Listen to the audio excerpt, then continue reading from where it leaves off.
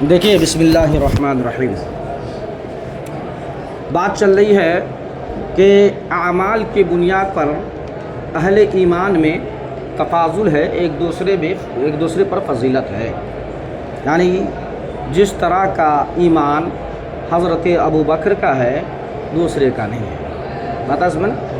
تو ایمان میں، نفس ایمان میں کمی ذاتی ہمارے نزدیک نہیں ہے۔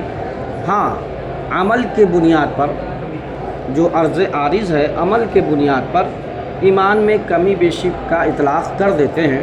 حقیقت یہ ہے کہ ایمان جو ہے وہ بسیط ہے اور اس کے کوئی جزء نہیں ہوتے، لیکن امام شافعی کا موقف ہے، جس کے پیروکار اور مقلد امام بخاری ہیں، تو آپ کے نزدیک ایمان چونکہ مرکب ہے تو اس میں کمی بیشی ہو سکتی ہے۔ اسی سلسلے کی ایک کڑی ہے حدیث نمبر 23۔ حدثنا محمد بن عبید اللہ قال حدثنا ابراہیم بن سعد عن صالح عن ابن شہاب عن ابی امامہ بن سہل انہ سمع ابا سعید الخدری یقول قال رسول اللہ صلی اللہ علیہ وسلم بین انا نائم رأیت الناس یعرضون علی وعلیہم قمص۔ یہ قمص قمیص کی جمع ہے، کرتا کو کہتے ہیں۔ اب ہم چونکہ ٹائم نہیں ہے اس لیے ہم سند نہیں پڑھ رہے ہیں، ڈائریکٹ متن سے۔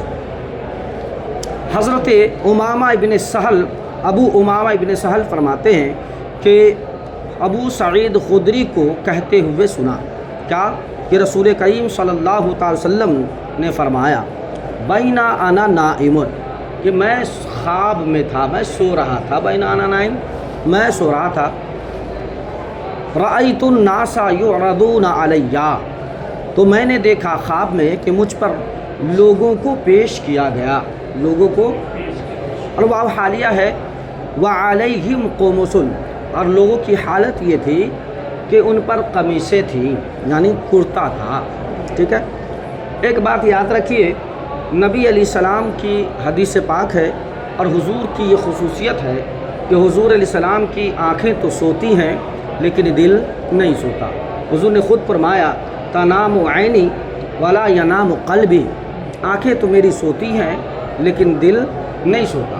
دوسری خصوصیت یہ ہے کہ جتنے بھی انبیاء و مرسلین ہوئے ہیں تو ان پر وحی دو طرح کی ہوئی ہے، جیسے کہ ہم لوگ شروع میں پڑھ چکے ہیں کہ شروعاتی وحی جو ہے وہ حضور علیہ السلام کو صالح خواب کے ذریعے ہوئی، تو جس کو الرؤیا الصادقہ کہتے ہیں، جس سے مراد الصالحات ہے۔ ٹھیک ہے نا؟ اسی طرح دیگر انبیاء میں کو یہ خصوصیت ہے کہ وحی ان کو دو طرح سے ملی، ایک وہ وحی ظاہر کہ یعنی جسے حضور علیہ السلام یا کسی بھی نبی پر یعنی وحی حضرت جبریل امی لے کر آئے، اور ایک خواب میں، یعنی اس میں یہاں فرق ہے مومن اور نبی میں، کہ مومن کے دل پر جو چیز القاء ہو اسے القاء کہتے ہیں۔ کیا کہتے ہیں؟ ہاں، القاء قلب، دل پر جو ہے القاء کرنا اللہ کی طرف سے۔ اور اگر نبی کے دل پر کوئی چیز القاء ہو تو اسے کیا کہتے ہیں؟ اسے وحی کہتے ہیں۔ کیا کہتے ہیں؟ وحی کہتے ہیں۔ ٹھیک ہے نا؟ تو اسی طرح ہم خواب دیکھیں تو وحی نہیں کہلائے گی، کوئی ضروری نہیں ہے کہ وہ صحیح ہو، ہے نہیں، لیکن جب نبی خواب دیکھے تو چونکہ نبی کا خواب بھی وہی ہے تو اس لیے وہ صحیح ہی ہوگی۔ دیکھ سمجھ گئے نا، وہ خواب صحیح ہوگا۔ تو اب حضور علیہ السلام دیکھ رہے ہیں، حضور علیہ السلام سوئے ہوئے ہیں اور آپ دیکھ رہے ہیں کہ مجھ پہ لوگوں کو پیش کیا گیا اور اس پر قمیصیں ہیں۔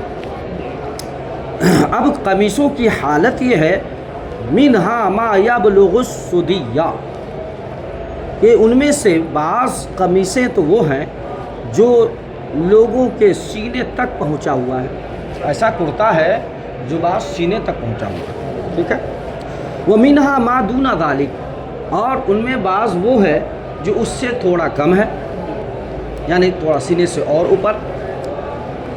وعرض علی عمر بن الخطاب وعلیہ قمیص یجرہ، اور حضرت عمر بن خطاب رضی اللہ تعالیٰ عنہ کو مجھ پر پیش کیا گیا اس حال میں کہ ان پر قمیصیں اتنی لمبی تھی جو کھینچ رہے تھے۔ یہ خواب ہے۔ تو حضور علیہ السلام سے صحابہ نے عرض کیا یا رسول اللہ یہ تو خواب ہے، تو خواب کی تعبیر آپ نے کیا لی؟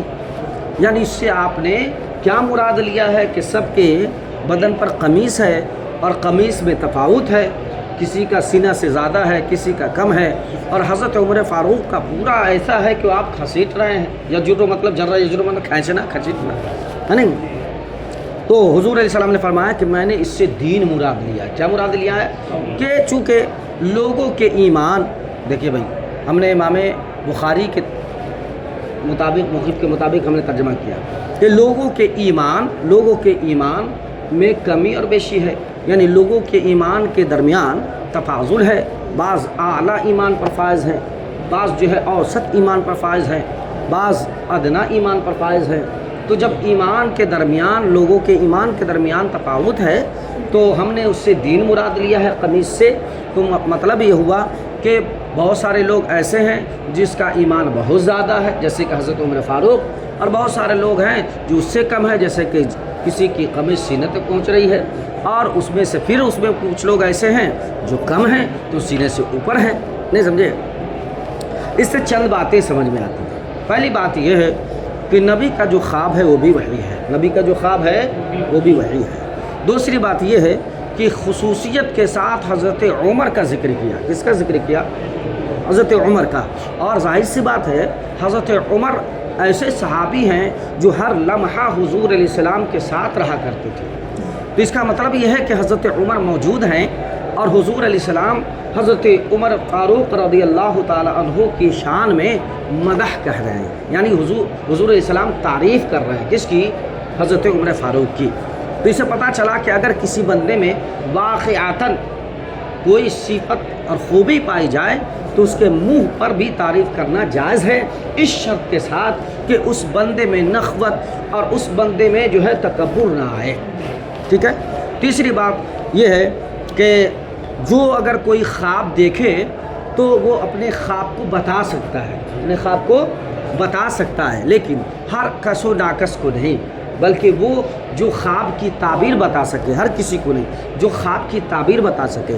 اور چوتھی بات یہ کہ خواب کی تعبیر پوچھ سکتے ہیں، پوچھنا جائز ہے، پوچھنا جائز ہے۔ ٹھیک ہے نا؟ اور پانچویں چیز یہ کہ یہاں پر ایمان میں تفاوت ہے، ایمان میں تفاوت ہے۔ امام شافعی اور امام بخاری کے موقف کی تائید میں یہ حدیث پاک ہے۔ ہم کیا جواب دیتے ہیں؟ ہم جواب دے دیتے ہیں کہ یہاں پر دین سے مراد عمل ہے۔ دین سے مراد کیا ہے؟ عمل دین ہے۔ کیا ہے؟ عمل دین ہے، ایمان دین نہیں، عمل دین ہے، اور عمل کے بنیاد پر کمی بیشی تو ہم بھی مانتے ہیں۔ ٹھیک ہے نا؟ یہ بات ختم ہو گئی۔ چلیے بابل، یہ ترجمہ تو ہو ہی جائے گا۔ فما اول تذالک یا رسول اللہ، حضور آپ نے اس خواب سے کیا تعبیر لی ہے؟ تعبیر لی ہے۔ ٹھیک ہے؟ تو حضور نے فرمایا الدین۔ ٹھیک ہے؟ باب الحیاء من الایمان، یہ باب ہے کہ حیا ایمان کا حصہ ہے۔ حدثنا عبداللہ بن یوسف قال اخبرنا مالک بن انس عن ابن شہاب عن سالم بن عبداللہ عن ابیہ ان رسول اللہ صلی اللہ علیہ وسلم مر على رجل من الانصار وهو يعظ اخاه في الحياء فقال رسول الله دعه فان الحياء من الايمان۔ امام بخاری فرماتے ہیں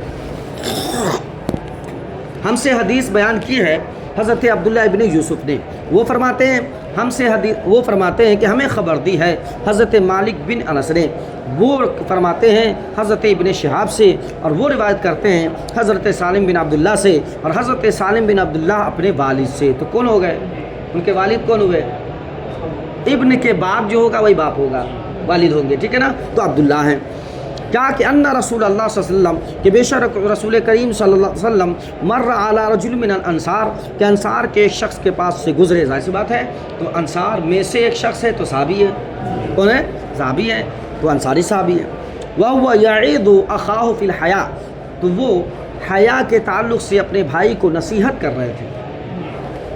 فقال رسول اللہ دعه، تو حضور علیہ السلام نے فرمایا چھوڑ دو، فإن الحیاء من الایمان، کہ حیا تو ایمان کا حصہ ہے، حیا تو ایمان کا حصہ ہے۔ اب دیکھیے یہاں پر امام بخاری یہ حدیث پاک لا کر بتانا یہ چاہتے ہیں کہ ایمان کے اجزاء ہوتے ہیں اور جو 70 شعبے ہیں ایمان کے، جز ہیں ایمان کے، ان میں سے ایک حیا ہے۔ کیا ہے؟ حیا ہے۔ اب ایک صحابی ہیں اور ظاہر سی بات ہے اپنے بھائی کو نصیحت کر رہے ہیں، تو ان کے بھائی بھی کیا ہیں؟ ارے صحابی پہلے نہ بھی ہوں تو حضور گزر رہے ہیں نا، کون گزر رہے ہیں؟ حضور گزر رہے ہیں، تو نظر تو حضور پہ پڑی ہوگی، تو اب تو صحابی ہو گئے۔ تو ایک صحابی دوسرے صحابی کو حیا پر نصیحت کر رہے ہیں، نہیں سمجھے؟ حالانکہ حیا کیا ہے سب جانتے ہیں کہ حیا ایمان کا حصہ ہے۔ حیا کیا ہے؟ ایمان کا حصہ۔ اچھا ایمان کا حصہ نہ بھی ہو تو حیا اچھی چیز ہے۔ حیا کیا ہے؟ اچھی چیز ہے، عقلاً بھی اور شرعاً بھی اچھی چیز ہے نہیں؟ تو پھر اس چیز پر نصیحت کیوں کر رہے تھے؟ تو صاحب کیا نام ہے عمدۃ القاری نے بھی، اور پھر جو ہے فتح الباری علامہ ابن حجر عسقلانی نے بھی اس پر لکھا ہے کہ آپ فرماتے ہیں کہ یہاں پر اصل میں جو بچہ وہ ان کا بھائی جو تھا نا، وہ بہت شرمیلا تھا، بہت شرمیلا، گناہ سے تو شرماتا ہی تھا، ساتھ میں اپنے حق لینے، اپنے حق پر سوال کرنے پر بھی وہ شرماتا تھا۔ تو ان کے بھائی جو ہے نا یہ نصیحت کر رہے تھے کہ بھائی آپ اپنے حق پر تو سوال کر سکتے ہو، حق کے لیے تو بول سکتے ہو، حق کے لیے بولنا نہ بولنا اور حق کے لیے سوال نہ کرنا یہ کوئی شرم نہیں ہے، یہ بے شرمی ہے۔ حق پر بولنا چاہیے، ورنہ تو اسے گونگا شیطان کہا گیا۔ کیا کہا گیا؟ ہاں، تو کوئی باطل چیز دیکھے، ناحق چیز دیکھے اور نہ بولے تو وہ گونگا شیطان ہے، بتا سمجھنا۔ تو یہ نصیحت کر رہے تھے، اس بنیاد پر نہیں کہ چونکہ صحابی ہیں وہ تو جانتے ہیں کہ حیا جو ہے یہ شعبہ ایمان میں سے ہے، اور دوسرے صحابی بھی جان رہے ہیں جن کو نصیحت کی جا رہی ہے۔ تو وہاں پر ان لوگوں نے فرمایا، جتنے بھی شارحین ہیں، آپ نے فرمایا کہ وہاں پر مراد یہ تھا کہ وہ اپنا حق لینے میں بھی شرماتے تھے، اپنے حق کی بات کرنے میں بھی شرماتے تھے، تو نصیحت کر رہے تھے۔ اتنے میں حضور گزرے تو حضور علیہ السلام نے فرمایا کہ یہ حیا جو ہے یہ کیا ہے؟ ایمان کا حصہ ہے۔ اب حضور علیہ السلام نے یہ صرف سنا ہو کہ تم زیادہ شرم کرتے ہو، زیادہ شرم نہ کرو، حضور علیہ السلام نے پیچھے کا جملہ ہو سکتا نہ سنا ہو کہ اپنے حق و حقوق میں بھی شرماتا ہے، یہ سمجھے؟ تو حضور نے کیا فرمایا؟ حیا کیا ہے؟ ایمان کا حصہ ہے۔ لیکن امام بخاری لے کے آ رہے ہیں اپنی موقف کی تائید کے، کتنے اپنی موقف کے تائید میں، ٹھیک ہے نا؟ تو ہم کہتے ہیں جی ٹھیک ہے، یہاں پر ایمان ڈائریکٹ ہے، اب اس میں کیا تعویل کیجئے گا؟ دین میں تو آپ تعویل کر دیے، اب یہاں پہ ڈائریکٹ ایمان ہے، تو کہا ٹھیک ہے، ایمان جو ہے یہ تصدیق قلبی کا نام ہے۔ کس کا نام ہے؟ تصدیق قلبی کا نام ہے، اور تصدیق قلبی یہ قلب کا عمل ہے۔ کس کا ہے؟ قلب کا عمل ہے۔ ہم بھی مانتے ہیں کہ ایمان عمل ہے، لیکن عمل بالجوارح نہیں ہے، عمل بالابدان نہیں ہے، بلکہ عمل بالقلب ہے، عمل بالقلب ہے۔ آگے چلیے، باب فَإِن تَابُوا وَأَقَامُوا الصَّلَاةَ وَآتُوا الزَّكَاةَ فَخَلُّوا سَبِيلَهُمْ۔ یہ باب ہے کہ اللہ نے فرمایا فَإِن تَابُوا، اگر وہ کفار و مشرکین توبہ کر لیں، وَأَقَامُوا الصَّلَاةَ اور نماز قائم کریں، وَآتُوا الزَّكَاةَ اور زکوٰۃ ادا کریں، فَخَلُّوا سَبِيلَهُمْ تو آپ اے محبوب یا صحابہ مومنین ان کے راستے کو چھوڑ دو، جب تو تمہارا بھائی ہو جائے گا۔ کیا ہو جائے گا؟ تمہارا بھائی ہو جائے گا۔ یہاں پر یہ آیت کریمہ لا کر امام بخاری یہ فرمانا چاہ رہے ہیں کہ آپ یہ کہتے ہیں کہ ایمان بسیط ہے، اس میں کوئی اجزاء جز نہیں ہوتے، اس کے کوئی حصے نہیں ہوتے، اور ایمان میں کوئی کمی بیشی نہیں ہوتی۔ دیکھیے کفار و مشرکین کے بارے میں اللہ نے فرمایا فَإِن تَابُوا، اگر وہ سب کیا کر لیں؟ توبہ کر لیں، اور پھر اس کے بعد فرمایا فوراً وَأَقَامُوا الصَّلَاةَ نماز قائم کریں، اور نماز کیا ہے؟ یہ ایکٹ ہے، نماز کیا ہے؟ ایک عمل ہے۔ اسی طرح وَآتُوا الزَّكَاةَ اور زکوٰۃ بھی کیا ہے؟ ایک عمل ہے۔ جب یہ دونوں کام کر لیں تو چونکہ اس وقت تک یہ دو چیزیں پڑتی فَخَلُّوا سَبِيلَهُمْ تو پھر کیا کریں؟ ان کے راستے کو آپ چھوڑ دیں، یعنی آپ ہر اعتبار سے وہ محفوظ ہو گئے، ٹھیک ہے؟ تو ہم یہاں جواب دیتے ہیں کہ بلا شبہ ایمان بسیط ہے، اس میں کوئی کمی بیشی نہیں ہو سکتی ہے، اور ہم وہی جواب دیتے آ رہے ہیں کہ اعمال میں کمی بیشی۔ تو یہاں پر اعمال کی آیت کریمہ ہے، ایمان کی نہیں ہے۔ ایمان کی صرف ایک جز ہے فَإِن تَابُوا، کیا ہے؟ فَإِن تَابُوا، اور توبہ یہ قلب کا عمل ہے۔ کس کا عمل ہے؟ قلب۔ بہت سارے لوگ ہیں جو منہ سے زبان سے توبہ کرتے ہیں اور دل سے نہیں کرتے ہیں، تو بار بار اسی گناہ میں پڑے جاتے ہیں، اور جو دل سے توبہ کرتا ہے وہ سچی توبہ، توبۃ النصوحہ جسے کہا گیا، ٹھیک ہے؟ حدثنا عبداللہ بن محمد مسندی قال حدثنا ابو روح الحرمي ابن عمارة وقال حدثنا شعبة عن واقد بن محمد قال سمعت أبي يحدث عن ابن عمر أن رسول الله صلى الله عليه وسلم قال أمرت أن أقاتل الناس حتى يشهدوا أن لا إله إلا الله وأن محمد رسول الله ويقيموا الصلاة ويؤتوا الزكاة فإذا فعلوا ذلك عصموا مني دماءهم وأموالهم إلا بحق الإسلام وحسابهم علی اللہ۔ اب یہاں پر دیکھیں اپنے موقف پر لے کے آ رہے ہیں، ٹھیک ہے نا۔ اب سیدھے متن کا ترجمہ کرتے ہیں۔ رسول کریم صلی اللہ علیہ وسلم نے فرمایا امیر تو ہمیں حکم دیا گیا، امیر تو مجھے حکم دیا گیا کس بات کا؟ کہ ان اقاتل الناس، کہ میں لوگوں سے جہاد کرتا رہوں۔ کیا کرتا رہوں؟ لوگوں سے جہاد کرتا رہوں، ٹھیک ہے۔ اب جہاد کا معنی عام ہے، خواہ وہ بالسیف ہو یا پھر باللسان ہو یا پھر بالید ہو، یا کم سے کم کیا ہے دل میں برا جاننا، کیا ہے قلب کے ذریعے، ٹھیک ہے۔ کہ میں مجھے حکم دیا گیا کہ میں لوگوں سے جہاد کرتا رہوں یہاں تک کہ لوگ پڑھ لیں یا گواہی دے دیں لا الہ الا اللہ محمد رسول اللہ۔ اب اس کا ترجمہ آپ کر لیجئے گا۔ وَيُقِيمُ الصَّلَاةَ، اور نماز قائم کرے۔ اب دیکھیں یہی ان کا امام بخاری کا محل استشہاد ہے، ٹھیک ہے۔ وَيُقِيمُ الصَّلَاةَ، اور وہ لوگ نماز پڑھیں، ہے نہیں۔ وَيُؤْتُوا الزَّكَاةَ، اور زکوٰۃ دے دیں۔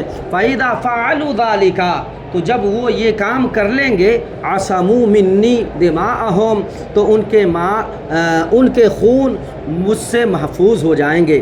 وَأَمْوَالَهُمْ الا بحق الاسلام، اور ان کے مال بھی ہم سے محفوظ ہو جائیں گے الا بحق الاسلام، مگر یہ کہ اسلام کے حق کے ذریعے۔